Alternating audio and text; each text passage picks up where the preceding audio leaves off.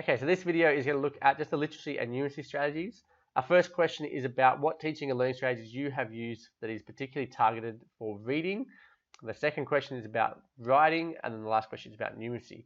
Now, if you don't know this, if you're in Australia and you get NAPLAN results and you can access the smart data that exists around your NAPLAN results, one of the things that they actually have created for you is a huge list of teaching and learning strategies that develop students reading or develop students writing or develop students numeracy. And so I highly recommend, if you have not seen that you go and have a look at it.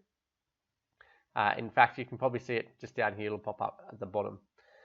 Now, when it comes to reading strategies, I want you to go through and find anywhere where you have your students reading in your unit and put in strategies to help your students work out what they're reading, why it's important, and how they can actually go about pulling out the meaning of that text. So if they're reading a novel or something, how are they identifying the themes, making sure that they're identifying and maybe highlighting or making notes of keywords or ideas that are repeating themselves throughout the story.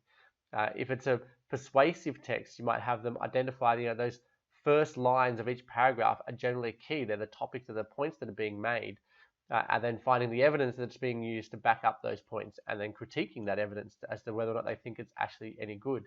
You might extend your students as well. So rather than having them read a basic bit of text that someone has written that's specific for a student at your level, maybe you can go and find some reading that's actually targeted 2 or 3 year groups above, but you want to make sure it's at the level that the student is at. This is for your extension students.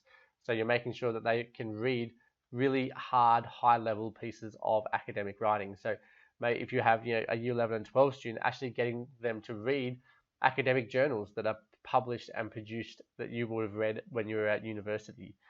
Making sure that they are reading academic level books, so that they're not just sitting at that base level, but they're actually starting to get different perspectives on content and knowledge, and seeing that knowledge is not actually so set in concrete like is presented so often in textbooks, but that is actually something that is quite debated generally in most fields.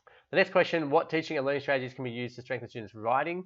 So are you using scaffolds and sentence starters for your lower students? Are you constantly providing feedback to students on their writing? So actually correcting their spelling and correcting their grammar and providing them guidance on how they might move forward with their writing. That's something that we as teachers often neglect and go, oh, we don't teach English, for example, so why would I give them feedback on that? Well, the students will value it if you do. And so if you give them feedback on it, they will begin to develop it. Whereas if you just ignore it all the time, the students think it's not important. Another thing you need to make sure you're doing is for your students who are really good at writing, you need to make sure you're not giving them scaffolds. Don't try and limit them. Don't tell them how to structure their paragraphs if they're actually excellent writers. You need to make sure that you are enabling them to look at where they're going with their writing and what the next level of success is for them and where they might be going. Maybe get them to even submit their writing to somewhere where it might get published, or you could have them publish it themselves on a blog or something where they have a real audience that's going to engage and look at the writing that they're producing. Next, what numeracy strategies can be used to strengthen your program? Even if you're not a maths teacher, how can you utilize anything that's in your program that has to do with numeracy? How can you actually have a strategy to help your students to develop their numeracy? Making sure you're modeling solutions or providing immediate feedback about whether or not they get their calculations correct or incorrect. And making sure they can see those real world applications. And often that comes when they're not in maths, when they actually see the numeracy come up in PDH, or when the numeracy comes up in history, or when it comes up in geography. They're the times when they're actually going to see the real life connections a lot clearer when it comes to their numeracy. So that's it for numeracy and literacy. I want you to make sure you've got really good strategies in your units and programs. So really, I highly recommend you go to this resources down the bottom. Go there and have a look at all the different strategies that they already have created and given to you to use or adapt for your classroom. They can really be very useful.